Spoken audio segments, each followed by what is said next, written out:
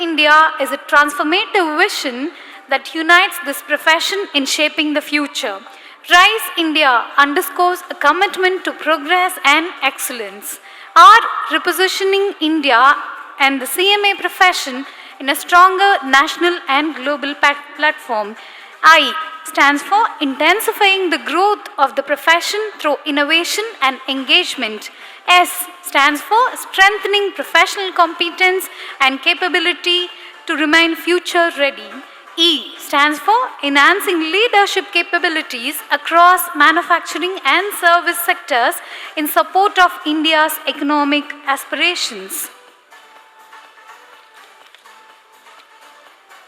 I respectfully invite CMA Bibhuti Bhushan Nayak, immediate former President and Council Member ICMAI, and CMA Mihir Vyas, Chairman of WIRC, to kindly accompany the Chairman of the session, CMA Parthasarathy Thiruvengadam, Management Consultant and former Senior Director of Deloitte Limited. Shri K. Ilango, Managing Director, RSM Autocast Private Limited, to the dais. We welcome the dignitaries to the dais.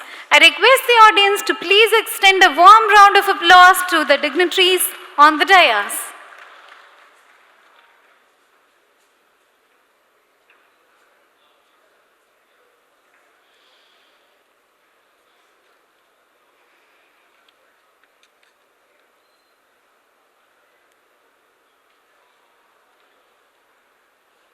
I would like to request CMA Bibhuti Bhushan Nayak, Council Member ICMAI, along with CMA Mihir Vyas, Chairman WIRC, to present the memento to CMA Parthasarathy Thiruvengadam, Chairman of the session.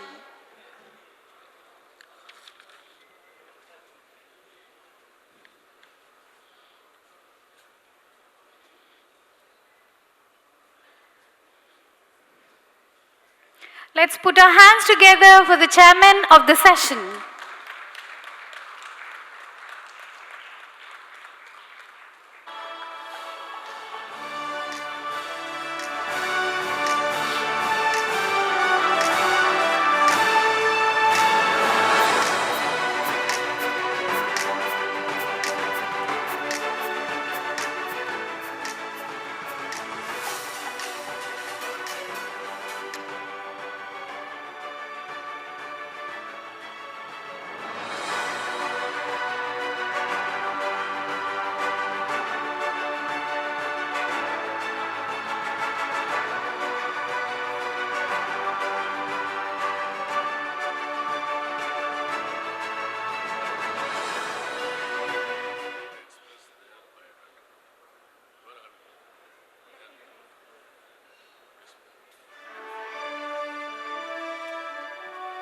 I would like to request CMA Bibhuti Bhushan Nayak, Council Member of the Institute, along with CMA Mihir Vyas, Chairman of WIRC, to present a memento to Shri K. Ilango, our Honorable Speaker of this session.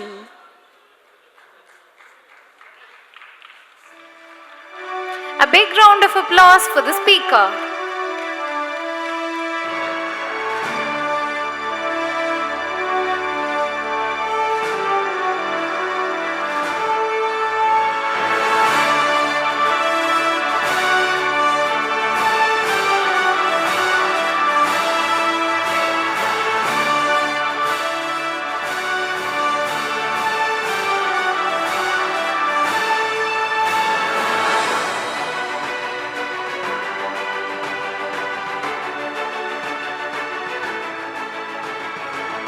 Thank you, dignitaries.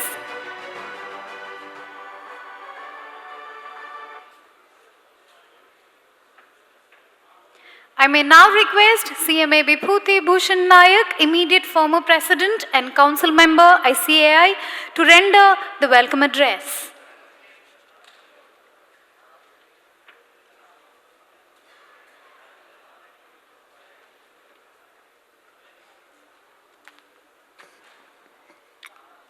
Namaskar. Good evening.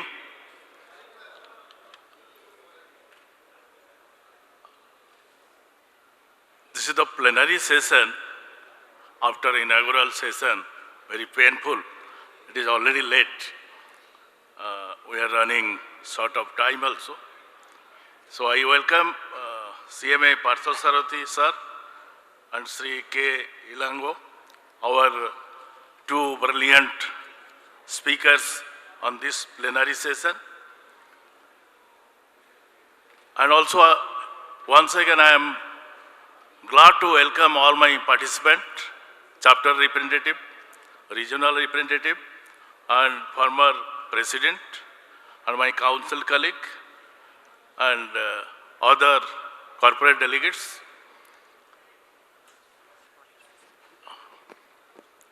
Mayor Vyasji and Chairman WRC, I welcome you.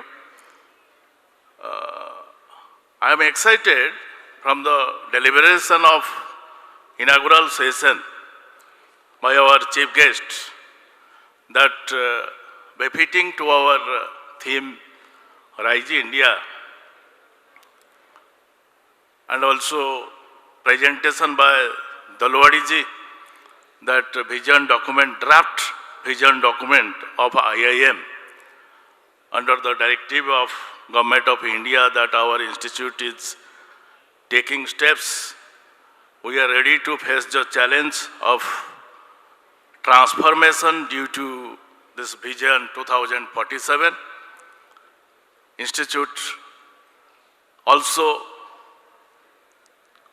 going for transformation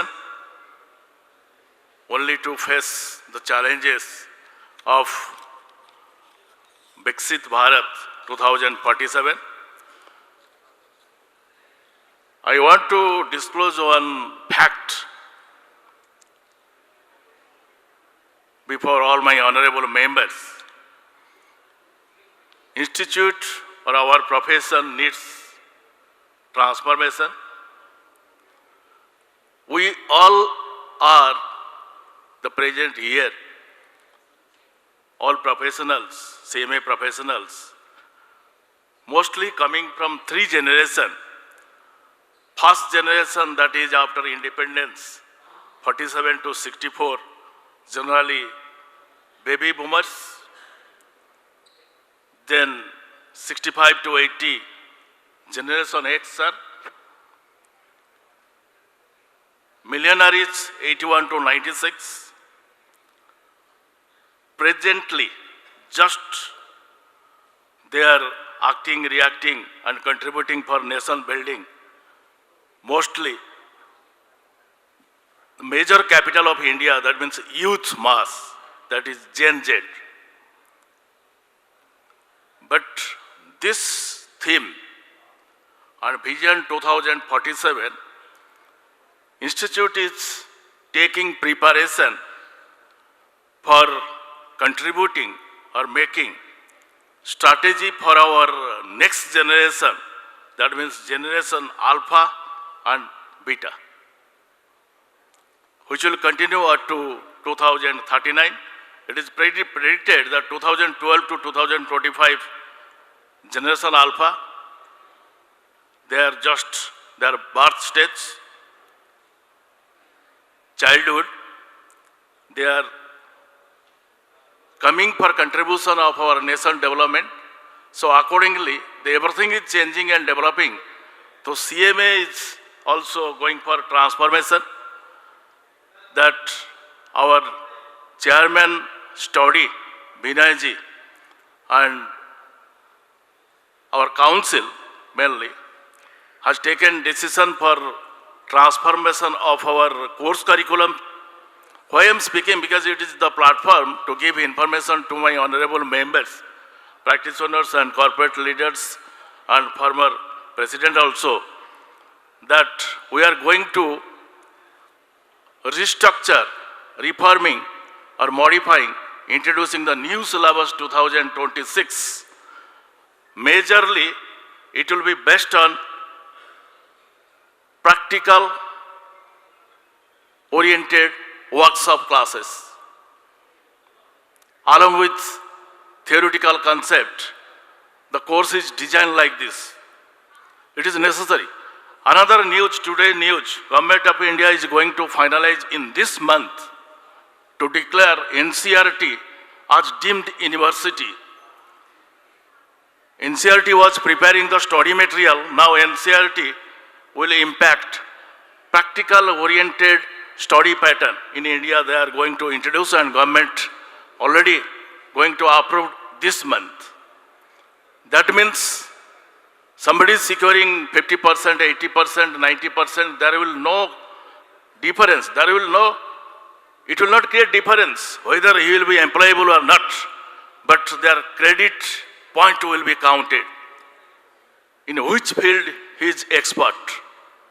So, keeping in this view, I am also extending my thanks to President, Vice President choosing this topic, this Rise India, which is befitting need of the hour, discuss and to prepare our vision statement. Thank you very much. And lot of takeaway you all will take. Please wait for further 2 days. Technical sessions are there. Again, I am welcoming 2 brilliant speakers in this plenary session. Thank you. Thank you very much.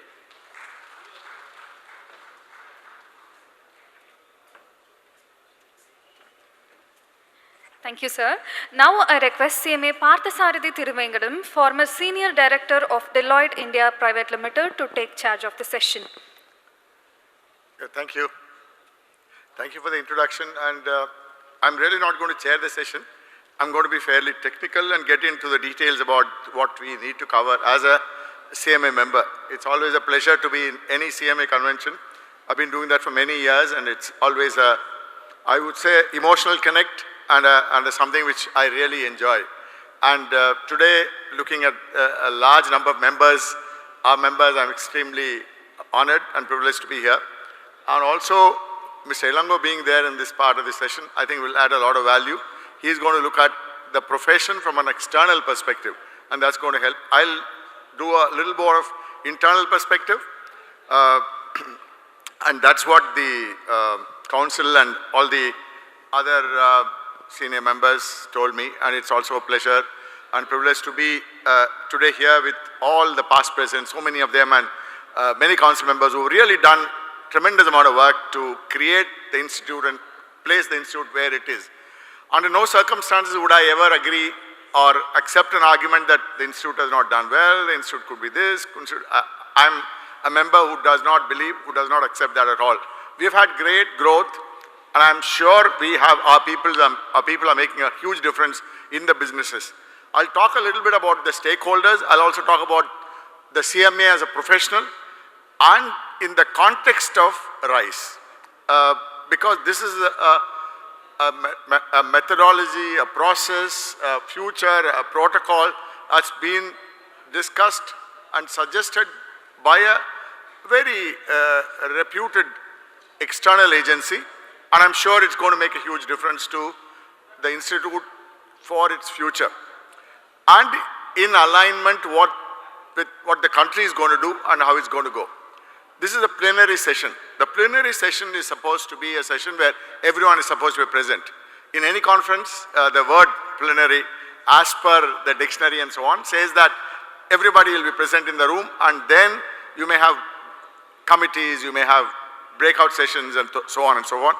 And the idea of a plenary session is to inspire the audience and set the team. I'm no way qualified to do that, but at least I'll try to do a little bit of those inspirational part of the institute where we want to be and where we are, and how are we going to achieve that as a professional. So the entire 15-20 minutes of my discussion is going to be on the idea of CMA member professional making a difference under the broad category of RISE. Every one of those words is phenomenal. As a person who has been in consulting profession for 40 plus years, full-time, 6 days a week at least, and that has really made a huge difference in terms of coming up with acronyms, words, letters to represent bigger ideas and so on. So do not feel, oh, RISE, why is this, and so on. It has deep meaning. My request will be in the 1.5 to 2 days that we are going to be all here, absorb what this means and practice it in our own way. And the institute and all the eminent people in the institute will ensure that enough inputs and guidance will be available to all of us as we go forward in our profession. And I'm very confident that it will happen and it will make a huge difference. I have also worked as an outsider, as a consultant with professional bodies, as a consultant to a fairly large international business body. The question is how much a professional body can do on its own and how much a professional should do who is a member of that profession is a very, very tricky thing. Whenever you do surveys, whenever you ask, I'm sure we can do a survey here also, we ask our members, do you think the institute is doing enough for you? You will have an answer for it. And we ask the institute, the people who managed it for many years, we have very eminent people who have been involved in the institute and the management of the institute for such a long period, they would give you a different answer. They may give you a different answer. So the idea in a rediscovering our motive, rediscovering our principles, our future, our vision, this is a critical point. Where are we and where are the members thinking of the institute as? This is one side of the story. I'll try to answer that in a manner which will help us going forward. The stakeholders in a business, let's take India as for the current being, we are really talking about Vikasit Bharat and going forward and so on. We need to look at the country. So major stakeholder is the country, and the country is citizens looking at a particular profession. We have made a mark.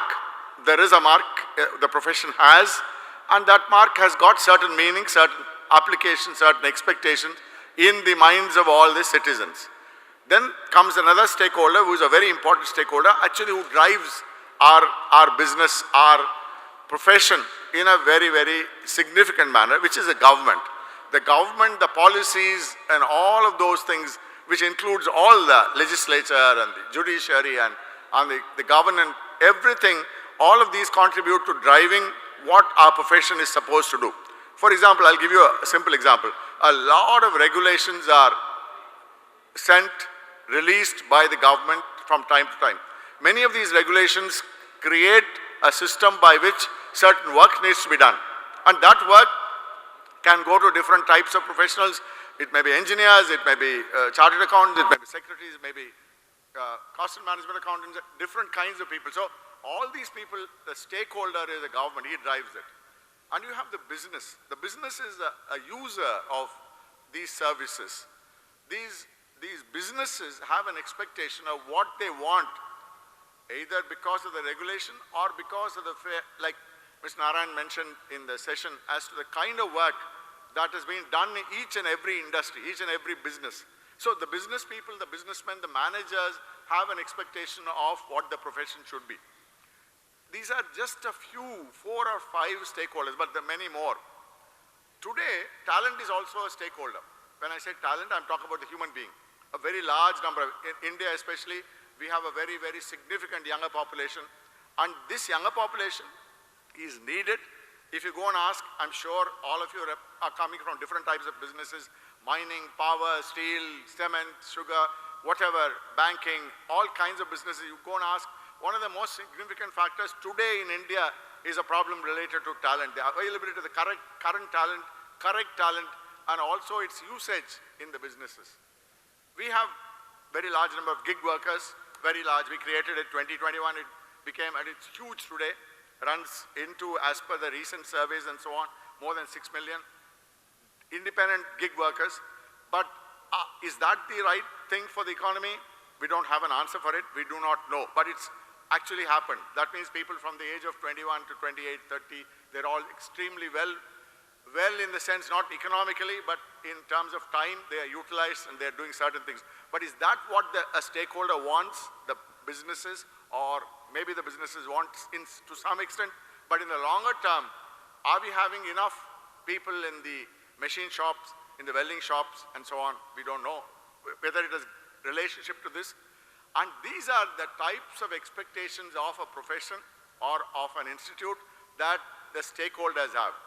So now, once we understand what the stakeholders are, let's look at what the institute is trying to do in terms of meeting the needs of the stakeholders.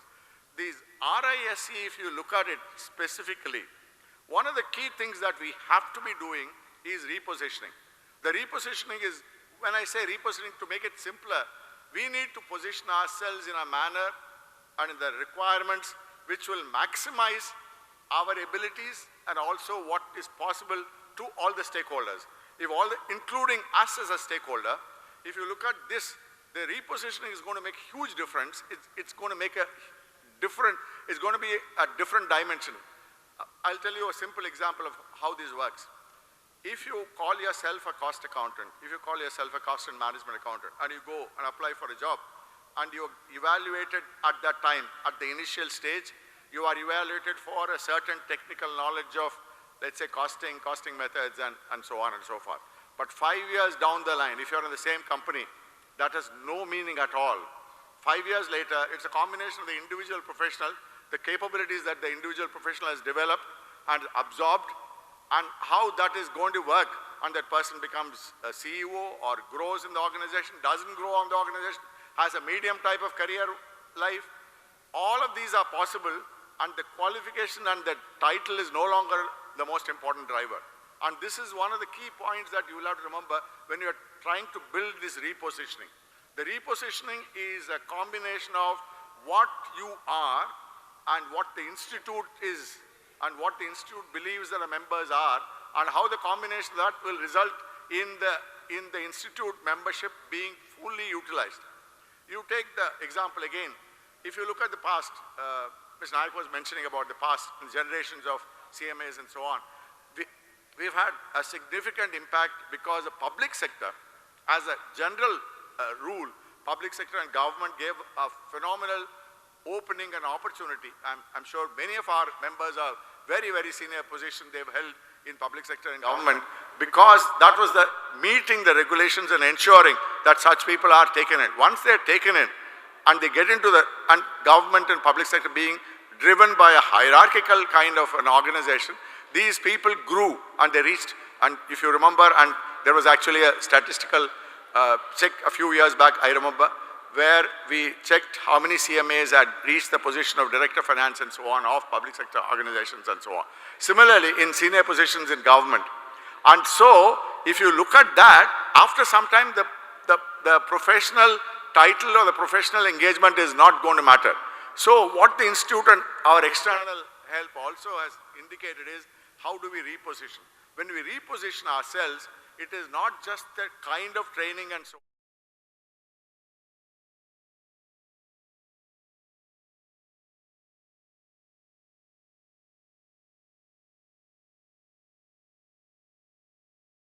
Into an architect, into somebody who delivers value. We have used this word value very easily, but it has so many different meanings to an outsider. In consulting, for example, we have extensively been involved. I've been in the kind of organization I worked with, a larger international kind of consulting organization. The qualifications matter very limited. What gets delivered is what is important. So the repositioning has to be something the institute can also drive. How does it drive? That's something part of the institute's initiative. It's going to be by the kind of training, the level of training, and the acceleration of this training over a period of time for our professionals. So a professional who's been a member, what is the level of training, what's the level of exposure that the institute is able to provide? After some time, the professional is not really looking for great support from the institute. I know very large number of CMAs who just are comfortable paying the fees, and that's about all, the membership fees, that's about all. They connect, and how many of them attend conventions, for example, you can check, all of your colleagues are there, thousands of them, and you will know the real percentage of people who are actively involved in what the institute does and what the institute, today, because of the technology era and the information sharing, we get so much of information from the institute. I'm sure all of you are getting. How many of you are actually sitting down and reading it? How many of you are utilizing it in the activities that you're supposed to be doing? Very few. I do not know, but I try to my best, but I would think that I'm in the region of 18–20% of what the information comes, usage of that, even though I'm actively involved in what I'm trying to do. So the repositioning is going to be a very significant thing where the professional and the profession, both of these. So make a distinction. The individual professional who has knowledge, who has skills, who has experience irrespective of the kind of exposure. Actually, if you ask me, many people have mentioned about the repositioning and how we will be, somebody will be delivering value. The delivering value, if you go to smaller organizations, I've seen some of our members in organizations, like it was mentioned, 10 crores or 40 crores or 50 crores, those kind of organizations, a single member, single CMA. That single CMA is so much liked, so much given of importance by the owner. It's a single owner most of the time. And the single owner really respects. I know of a company which is, today it's $1 billion company, but the point is the initial things, the owner is a sort of business kind of person, business family, very global business. So this gentleman used to say, these two CMAs I had in 1990, whatever, the names are also there. I'll share it if you want on a personal basis. But the point is, those people made a difference to his business. They made the business from what it was, which was probably a 15 million, 20 million business, I'm talking in dollars, to a $1 billion business. How did it happen? Because these people were involved in the way in which they think so I don't think CMAs are to be worried only about the size of the organization they're working. It has something to do with the professional as an individual. So the professional as an individual development is very much part of the repositioning and strengthening our network. The second is what the institute as the profession, the institute itself will deliver to move towards this. I'll give you, in my experience over so many years, I have myself and my colleagues who worked with me and so on, a number of engagements in the cost management area and so on. We have used, I call this as a sort of methodology. Six method we try our best to do. The early days, it was all analysis-based methods. So you take material, labor, overheads and do a lot of analysis and so on. So we call that, I at least call it in our own internal jargon, analysis-based. The second, when this is what Mr. Narayan, Mr. Raman and so on, 1988 and all that, got trained formally in ABC and so on. Resource-based and activity-based, which is second and third methodology, huge methodology. And in those days, I can tell you, we did a lot of billing on resource-based costing and it made a huge difference. But the point was it really useful to the company? I can tell you now, at that time, we did an assignment at the Rourkela steel plant, an activity-based.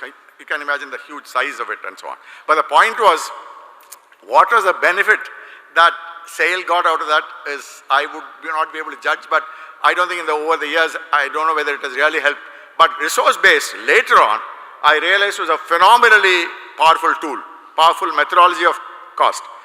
Activity-based, of course, in many companies, many people, for a period of time, till they understood. In my personal opinion, the other method, which really was very meaningful to me and which helped us to build a good consulting business, was related to the capital business. So the entire capital cost related, because the impact is phenomenal. The impact was, in many cases, a 1%, 1.5% change because of capital cost management was huge in almost all the companies. I can mention a large number of MNCs, a large number of Indian large companies, but I'm deliberately telling you large companies, but it also worked in small companies, in MSMEs also. So capital cost related analysis, the separate analysis. Then value-based outcome, this is something which Mr. Raman was very fond of and he used to drive it in a number of companies. The value-based is a little bit of a tricky thing because the value definition was always an issue and value and cost, we had a lot of difficulty relating it. But to simple example I'll give you, there is a simple plate, let's say a plate made of stainless steel. And the stainless, it's a somewhat of an example, I can't give you exact example, but I'll tell you so that you can relate to it. So the stainless steel plate, supposing I draw a small silver line on that. I'm a stainless steel supplier, so I'm saying to certain types of customers who have, let's say, marriage gifts and who have, there's a market. I found that there's a market. The value for that, there is a value. So I'll draw a nice silver, pure silver, on the stainless steel and then supply. And then we talked about gold also. This was at that time a discussion on that particular company. So what would be the value? And what would be the cost of that? So this is the point. Similarly, I combine sales and service. How much would it really add value to I give you a complete integrated value delivery to the customer. How much would he pay for it? This is a big issue. So value-based analysis, value-based costing has got its own phenomenal meaning, but tricky little bit of in terms of measurement, and CMAs are generally comfortable with exact measurement. So when we got down a little more mature in the 2000s and so on, when we got into intangible-based analysis and intangible-based costing and so on, just to give what I mean by intangible is brand, just one word, brand. So if I had to do a brand value building and brand cost building into an organization, so it's very tricky. Even at the CEO level, at the MD level, if it's owned by a family manager, then you have a very senior person who takes the final decision. You go to somewhere, Mumbai or wherever, and then there's a real convincing done, it gets done because the brand is being, and you are saying, let's spend 200 crores on this, or 2 crores, whatever you want to do.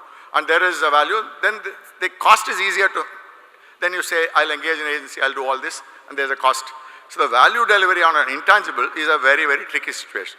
So in a small professional life, one can come up with different kinds of methodology, and each of these methodologies can deliver, and I can't share you the billing value that we got as an organization by doing all this, but that is where the profession makes a difference. This point is that's really what the repositioning and strengthening is going to mean. We have a tremendous amount of opportunities of understanding and knowing, and the institute will ensure that it's delivering all of this. Supposing in this room 1,000 people get together and understand all the methodologies that they have used over a period of time, and all these methodologies are documented, and today in the technology world we are able to create an information base which could be used without any difficulty, then definitely value architecture is not, CMA as a value architect is not an issue at all. It is something which is, I am telling you based on experience on a micro basis. The micro basis can be extended to a phenomenally macro level by ensuring that we are able to have a mechanism. And that is what is going to have when we intensify and when we really strengthen the way we are doing. And over a period of time, everybody was talking about consulting as an area where CMA is absolutely no doubt. CMA is, I can personally vouch for it. But the point is, CMAs being a great input into consulting would come only if you have that wider exposure to domain, wider exposure to all kinds of, I have done programs where we used to talk about 26 tools, 41 tools and so on, which we developed over a period of time. All of that makes difference. But the applicability, understanding comes with the domain expertise. So you combine both of these, the tool knowledge, the technology, and that is where the institute will really help us to build the entire connect. And this connect is applicable. CMA is again branded in line with manufacturing is something which we have overcome, I think. Today, if I go to IT companies, I go to finance companies and so on, I find fair amount of CMAs. So, but the only thing is they're doing fairly routine report-based work based on past. Like it was very clearly mentioned, the future and the strategy would really make a difference. So, will we lead it is a question that we're going to be asking. The leading comes, I can give you based on the experience, and that this is supposed to be an experience sharing session. So, I can tell you a very large number of good CEOs, and I'm sure Mr. Narayan will agree with that, a large number of them do not value people based on what their name or their qualification and so on over a period of time. They're going to value on the contribution that they're going to make. And this contribution comes out of how I project myself. I come up with ideas. I'm a presenter of information, I'm a presenter of data analysis. Like he was rightly mentioning, the analysis is, how much are we using of the analysis is a big question. But if the CMA is able to make the analysis meaningful to the owner, to the company, to the board, to everybody else, it would really, really make a difference. So the point is that we need to be moving from the presenter, analytical person, very good, CMAs are very good, we have already done that. My only concern is that we have done it at individual levels. Very large number of CMAs have been extremely successful in their own organizations where they have done it very well. But how much of that is being intensified? How much of it is being brought into the enhanced knowledge base that we are supposed to have is the point. And I think the Institute with the last few presidents and the current council and everybody else rightly are engaged with that. And I'm very, very comfortable with what is being done as a member. And I think this will lead us to the right place of and using the knowledge and the information. I will mention only one other point here. There is something called a CEO agenda. The CEO agenda varies across businesses in very, very different manners. Like it was mentioned also, it looks like a repeat of Mr. Narayan's speech, but the point is I had to take some of the points. He talked about startups. So I have been involved in startups in a fairly significant way as advisor and stuff like that. Like cash burn and all that is a very important part. But I know that CMAs can really contribute by significantly taking the available data and to projecting it in the future. So the CEO agenda is most of the time on 3 or 4 factors. One factor is related to what is the kind of money and how much cash and cash flow related matter. Second is risk. It was also mentioned. Risk is a very important. CMAs probably, in my opinion, I know the professions because I worked in an organization, very large organization, which has one of the largest number of the other profession, other body ICA members in the organization. So you understand the way in which a CMAs can make a difference in terms of talking about risk. So the risk is a very, very important area and absolutely CEO agenda. Every CEO today, especially, we used to do feasibility studies with 10-year projections. In 2000, people said 5-year, give a 5. Now nobody asks for 5-year projections. They ask for 3-year projections because I know 20 factors are there which is going to kill my 3 years.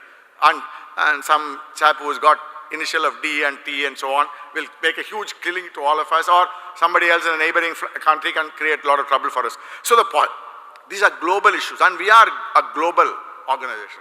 And that is why the global professional firm that I was talking about, not firm, agency, institution, which I worked with, when we did the real revisioning and so on, this is one of the most important things that they did. They shifted out of sort of a national focus into a global focus. It made a huge difference for that. And they put people all over the world. They created like what we should also be looking at, and already we have some international representation of our institute. But the point is this is to be done something in a very, very different manner. So the CEO agenda drives cost, drives risk, drives productivity, drives responsibility, all of this. This is what the CEO is bothered about. And that, in my opinion, a CMA is probably the most fittest to give the answers because the kind of analysis that we've been doing all our lives is really significant. And that is what will make a difference as we go forward. But the point is there is a little bit of a bridge. There's a link that needs to be built between how do we have the past data and taking it forward into the future where we can look at risk, we can look at what can be got, how we can get and so on. So broadly, I wanted to really make the difference in terms of enthusiasm level for RISE. That's really what my agenda is. So that strength, that comfort that I want the members, it does not matter. RISE is a great, it could be any other, doesn't matter. As I told you, the acronyms are great things, don't worry about it. But push on what that acronym conveys and what we have to do. It's not a one-year journey. It's going to be many years. But all of us, especially the youngsters, what makes me happy, especially person at my age level, is that the youngsters today are really different. They're far better than the contemporaries that I had or seniors I've seen and so on in terms of the profession. And they are not so much emotionally connected to the profession, doesn't matter, but they are going to drive and deliver what the profession will deliver and what the perception of the stakeholder is going to be. And that is where I'm so happy. So when Mr. Dalwadi talked about 1 lakh to 16 lakh, 1 lakh to 16 million also is possible, and that is also something which will happen. Whether you like it or not, it will happen, don't worry. But the point is that the drive, if it comes in an organized manner and if you are able to drive it to that level, I think we'll make a huge difference. And that is today, that is this convention's drive. That is what this convention wants to do. This 63rd, we should get the message, we should do everything, and it's going to be highly participative. It has to work both ways. The institute will do certain things. We will have to do certain things. And our responsibility individually is far more. And let's all contribute. And I hope, sorry, I exceeded a little bit of time, but this is very important for me, and I hope this message is clear. And that is what a plenary session is going to be. Now let us listen to a very, very tough side. An SME kind of a person who has seen what these professionals are doing, what the CMAs are doing, and he's going to tell us a little bit. I hope he's going to give us both sides, good and bad. Let's look for the best. Thank you. I request Mr. Ilango to come and give his point. Chairperson of this session, Sri Thiruvengadam, President and office bearers of ICMAI, convention delegates, ladies and gentlemen. I deem it an honor to be here today to address the delegates at this 63rd National Cost and Management Accountants Convention 2026. I thank the National Office Bearers of ICMAI, Organizing Committee, and the President of the Coimbatore Chapter, Dr. Maheshwaran, and his team for this unique opportunity. Honestly, I do not have much experience working with cost accountants, so I don't have anything negative to say about it, except in my role as chairman or member of 2 audit committees in publicly listed companies. Hence, my knowledge of working of members of ICMAI has been more from a compliance angle. In fact, for my own company, RSM Autocast, when we received notice from the register of companies regarding non-compliance on cost accounting, I found out that our products don't fall under the requirement of cost accounting, so it was a big relief. But I have come to know the role of members of this august body far beyond providing services for statutory compliances, but goes into many other domains, be it in contribution to the economic reforms of this country, management advisory, of which people like Mr. Thiruvengadam are specialists, enhancing competitiveness among them. And I am truly thrilled that this convention, aptly themed Rise India, focuses on repositioning India and CMAs, intensifying growth of the profession, strengthening competence, enhancing leadership in manufacturing and services. While repositioning and strengthening competence is internal to the organization and its members, I'd like to share my perspective on the needs of the industry, especially MSMEs, with whom I've closely worked with and of whom I am one of them. I've been managing MSMEs for the last 40 years. Since the beginning of the economic reforms in 1991, we have come a long way in the India growth story. And this India growth story is going to continue for the next 20 years, at least in the kind of pace which we are seeing today. Well, driven by demographic dividend and the local consumption, I am sure that to some extent we'll be immune to international pressures. But having said that, we still have to be prepared for whatever changes, seismic changes which are happening globally. Viksit Bharat 2047, to which the CMAs want to contribute to, is the focus of this convention. Well, it's a long, long road ahead, and another 20 years is a long time with the kind of global changes which are happening. I'm sure that we are going to see a lot more turmoil, and irrespective of it, the growth story is going to continue. Now let's analyze where we are and how the world is changing and how it's going to have an impact on us MSMEs, and I'd like to relate it to the story of MSMEs in Coimbatore. Well, today, as much as we are going to be very happy saying that we are going to be the 3rd largest economy in the world, we should look at where we stand vis-a-vis our main competitors in this world.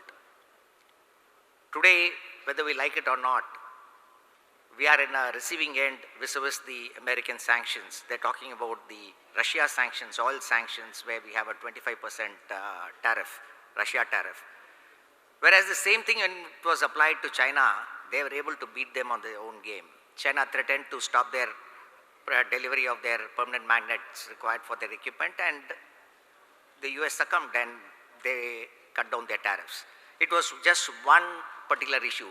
and look at the trade deficit compared to India's trade deficit compared to, US's trade deficit with India compared to that of China. And you can see that with the sheer strength that China has, they were able to browbeat the Americans in their own game. So why do I talk so much about China, and why do I have to compare ourselves with China? It's because today China's competitiveness, its capabilities is what we have to look at when we look at ourselves. Today China is the factory of the world. Their export competitiveness is very, very high. We started, my own company, we started exporting in 1996, much before the Chinese entered the market for our products. Chinese entered the market sometime in 2001 or 2002, the early 2000s. Until then, we had the whole world chasing us, asking to supply huge quantities which we were not capable of supplying, and we did not have the strength or the vision to grow to and scale up to the extent the world required. But in a matter of a decade after the Chinese came in, at one point in the mid-2000, around 2005-06, we were exporting to about 30 countries around the world in all geographies. But in another 5 years after that, they came and beat us hollow. We today are exporting only about a tenth of what we used to do, and we are not at all competitive. We now export to about half a dozen countries. We visited some of these competitors in China to see how they work, and it is simply the scale and their competitiveness vis-a-vis how they're able to do and manage their costs. And that is where the role of thinking about how do we go about matching them price to price, or you having a cutting edge, matters a lot to us.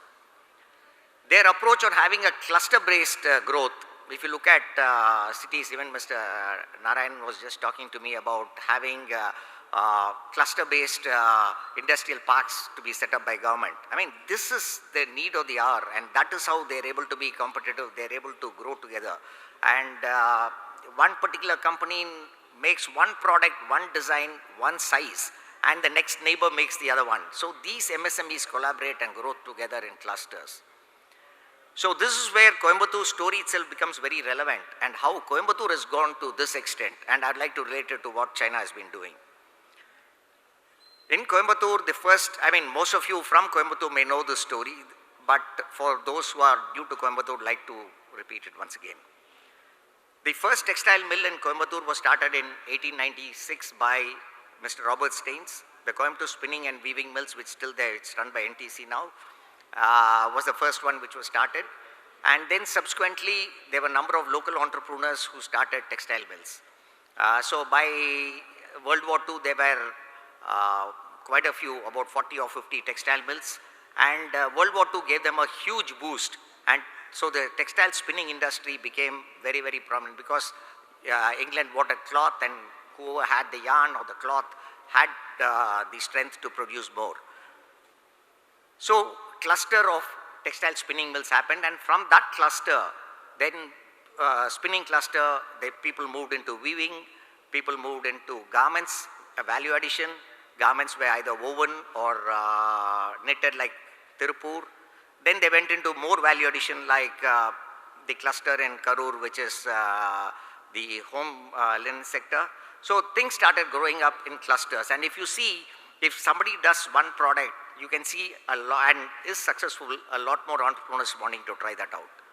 So soon after that, people, since there were so many textile industry, textile mills here, textile machineries were started. Then they needed repairs, so motors, pumps were repaired here, then they were manufactured here. Subsequently, to supply to them, cater to them, foundries were started in the early 50s. Then you had auto components coming in. Since they were foundries, mostly they were grey iron, subsequently steel. Some of them moved to steel castings. So Ramakrishna Steel Industries was the first, and then many clones came up. Then machine shops, fabrication. And today, Coimbatore, if you look at it, has grown in clusters. If you look at it, yes, when you grow in clusters, one of the disadvantages, every other person ends up being your competitor. But Coimbatore also saw synergy in working together. If you see, such specific industry-based association. We have an association for wet grinders. We have an association for kitchen machinery manufacturers. We have an association for bakery product manufacturers. We have association for everything. So as much as they are competitors, they join together when it comes to common issues. And they even get cluster-based funding from the central government if required, which Coimbatore jewelry making, there's a jewelry cluster coming up. So there's so many such clusters which have grown, they've grown together. So somewhere on the line, they have worked together in the lines of how China has developed, and we have a history of doing it together, and that is one of the strengths of Coimbatore's growth. One of the issues which also happened at that time is competition. So as much as clusters grew, entrepreneurship also grew. Every Coimbaturian wanted to be an entrepreneur. I used to, in the 80s, 90s and 2000s, I used to really think that, I knew most of my employees were aspirational entrepreneurs, and some of them did go on to become entrepreneurs. That's the way Coimbatore works. But it also had a flip side. Many of them were inefficient, many of them were not so quality conscious, and many of them had other issues. But what happened subsequently, after the introduction of GST, until GST was there, all these things were happening. So when GST was introduced and compliance became an issue, many of these inefficient MSMEs, it's sad to say that about 25 to 30% of especially micro industries in Coimbatore had shut shop within 5 years. It's very sad that these entrepreneurs had to go. But then what happened was this helped the growth of other resilient MSMEs who had the ability, who had the vision to grow, be quality conscious, cost competitive, and they went on to become much bigger. And these are the ones which Mr. Narayan Sethuraman was talking about, the more enterprising ones who introduced CNC machines, induction furnaces, or robots now for at least a few machines. So these things, those who had the vision and who were able to modernize kept growing. So what has happened? So this is the current situation of Coimbatore where we stand, the MSMEs of Coimbatore. Yes, they are very resilient, they are growing, but still there are other issues that we have. There are new headwinds which are there, which we see today. Competitors, yes, we are kind of protected from the global supply chain to some extent by the government's certain QCO policies and other policies, but they're not going to help us for long. And in this, how do we stay relevant? How do we stay focused? How do we grow our volumes is what we are looking at. What are the things about Coimbatore in the past? If you look at it, the MSME entrepreneurs, once they reach a particular stage, they are very risk averse. Many of us, at least till our generation, the new generation is very different.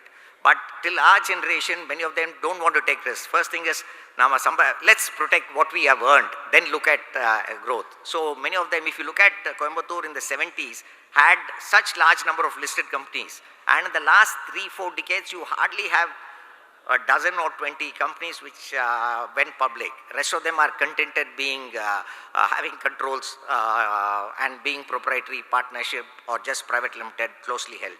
So this is the kind of approach Coimbaturians had. So this is what has kept us back from what we are. So we are great as MSMEs, but moving to the next level, there are very few of us who have gone and done it. People like Craftsman Engineering, KPR Mills are some of the few who have really broken the barriers and gone ahead. So what is required now and how do we work together is where I'm coming to giving you the story of where Coimbatore is, where China is, and where we have to look at support and where we need to go forward. For us in Coimbatore, there are ambitious people who would grow individually.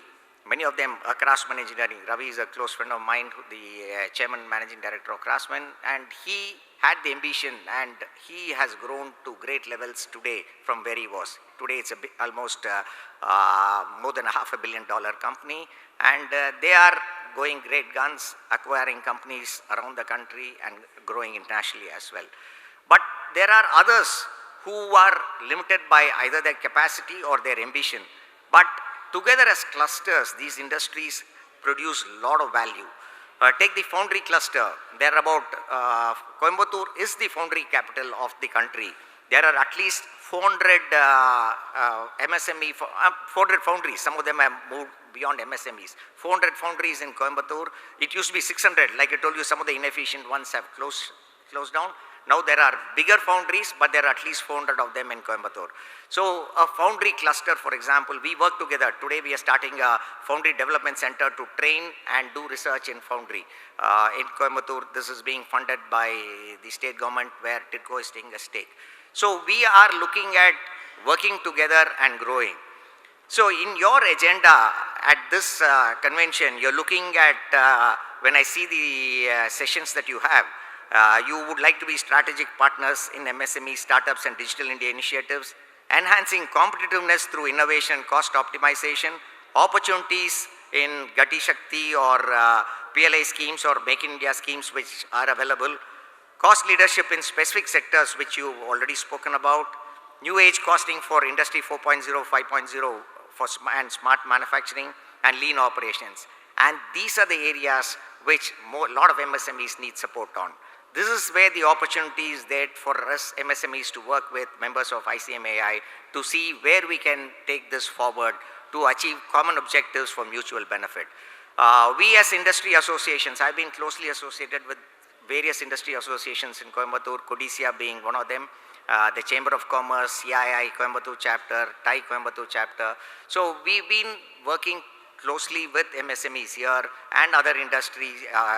So if we can work together and with members of local chapter of ICMAI and see how we can support industry either individually or as clusters, that will be mutually beneficial for all of us. And this is where I see a great amount of opportunity. Take my own company for example. We make auto components. These are basically components, machine castings for commercial vehicles. And we've been doing it for 60 years. I've been in this for 40 years. And if you say the kind of growth we have, are we doing great? No, we are not. Am I happy? Yes, I'm happy. There's no doubt about it. And as I said, I'm a typical Coimbatorian limited by ambition. But having said it, the next generation is already coming and they are much more hungry and ambitious. We need to allow them to progress and they need support. And how do we use all these examples to make sure that we are competitive vis-a-vis the Chinese, we are competitive, making sure that we reach out to the rest of the world. India's success, for example, take two-wheelers. The Indian two-wheeler industries is beaten Chinese two-wheeler industry all across the world. Most of the countries, it's all the Indian two-wheelers. Take the TVSs, the Bajajes, they rule the roost. And the Chinese can do nothing. So if you have success, are there success stories for us to look forward to? Yes, fantastic success stories are there. But now, how do we relate it, apply it in our businesses? How do we control costs? We had Mr. Narayanan talk about how do you work out costs? Where do you put the target cost and then look at profits? So this is how we need to work. And we need professional help in doing so. There are other areas in management which we would like to, we cannot, we can engage CMAs, some of us can, but not every organization can, and in this we can work together as clusters. So I look forward to working with the local chapter. The local chapter president himself is quite well known, and so we look forward to working with the local chapter ICMAI and for the mutual benefit. Thank you very much for this wonderful opportunity. Wish you all 2 days of great sessions during the convention, and wishing each and everyone the very best and a happy new year. Thank you. Thank you so much, Mr. Lingo. It was a very, very good presentation, very focused, and we got absolutely 2 or 3 good points that we have to follow up from our side. And he has talked about the Coimbatore clusters and how they have developed and so on. Because of the time and so on, I'm not able to open the session for questions. If you have any individual questions, please feel free to ask. We'll be here. Mr. Elango, you can always contact through Coimbatore chapter. And I request, please, if you want to, vote of thanks.